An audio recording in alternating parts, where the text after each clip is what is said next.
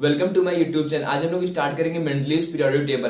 Periodic classification के अंदर हम यहाँ पे थर्ड पॉइंट पे आ चुके हैं, मेंडलीव्स पीरियोडिक टेबल। इसके पहले हम लोग डोबर्नियर ट्रैक्स और Newlands law of Octave complete कर चुके हैं, उसकी लिमिटेशंस के बारे में भी पढ़ लिए हैं। आज स्टार्ट करते हैं मेंडलीव्स, इसके मेरिट्स और डीमेरिट्स, जो कि बहुत ही ज्यादा इंपॉर्टेंट है, पेपर में इसके क्वेश्चन आता ही आता है। ठीक है, तो स्टार्ट करते हैं। सबसे पहले जो मेंडलीव थे उनके बारे में जान लेते हैं। उनका बहुत ही ज्यादा इंपॉर्टेंट कंट्रीब्यूशन था पीरियोडिक टेबल का। अगर फॉर्मेशन करना था उनका, अगर पूछा जाए तो सबसे ज्यादा इंपॉर्टेंट कंट्रीब्यूशन उन्हीं का था। उन्होंने बहुत सारी जानकारी दी थी पीरियोडिक टेबल के फॉर्मेशन में। जैसे मान लो अगर बात करें मेंडलीव्स की, मेंडलीव्स ने क्या किया था, इंक्रीजिंग ऑर्डर ऑफ एटॉमिक मास के बेसिस में एलिमेंट को अरेंज किया था। ठीक है, क्या आपने लिखवा दिया है, arrange in the order of increasing atomic mass के बेसिस में उन्होंने क्या किया था, एलिमेंट्स को पीरियोडिक टेबल में अरेंज करके रखा था। उनका खुद का एक अलग से पीरियोडिक टेबल है जिसके बारे में लोग पढ़ते हैं। ठीक है, तो अगर इनको बात करें तो इन्होंने क्या किया था, 7 हॉरिजॉन्टल रो बनाए थे जिनका इन्होंने नाम दिया था पीरियड। ठीक है, और 8 जो इन्होंने वर्टिकल कॉलम बनाया था जिसका इन्होंने नाम दिया था ग्रुप। ठीक है, तो याद रखना है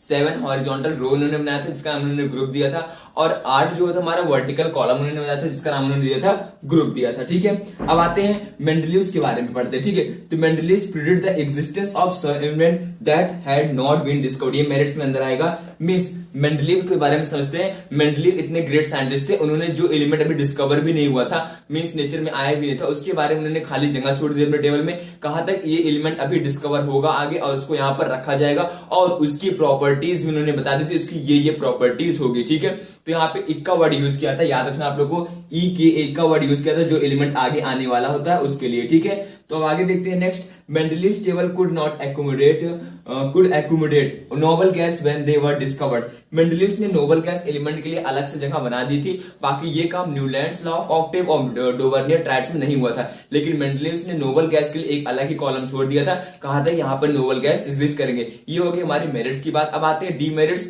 मेंडलीव्स के डीमेरिट्स क्या थे।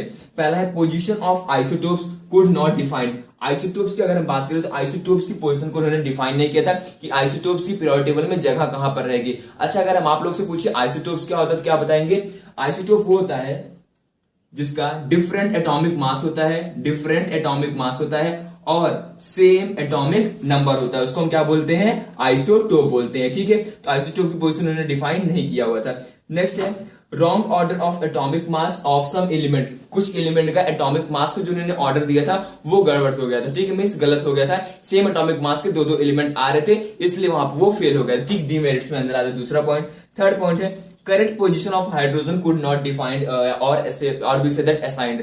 जो मेंडलीव्स थे उन्होंने हाइड्रोजन की करेक्ट पोजीशन नहीं बताई थी कि हाइड्रोजन यहीं पर एग्जिस्ट करेगा। ठीक है, तो 3 डीमेरिट्स हो गए और 2 मेरिट्स हम लोग ने पढ़ लिया। ये था हमारे मेंडलीव के बारे में, जिसमें आप लोग को मेरिट्स और डीमेरिट्स खासकर याद रखने, और ये याद रखना है कितना उन्होंने पीरियड बताया था और कितना ग्रुप बताया था। ठीक है, तो कितना ग्रुप था हमारा, टोटल नंबर ऑफ 8 ग्रुप्स थे और 7 पीरियड से, वो याद रखना है। इसमें हमारा इतना था मेंडलीव्स लॉ ऑफ ऑक्टेव के अंदर।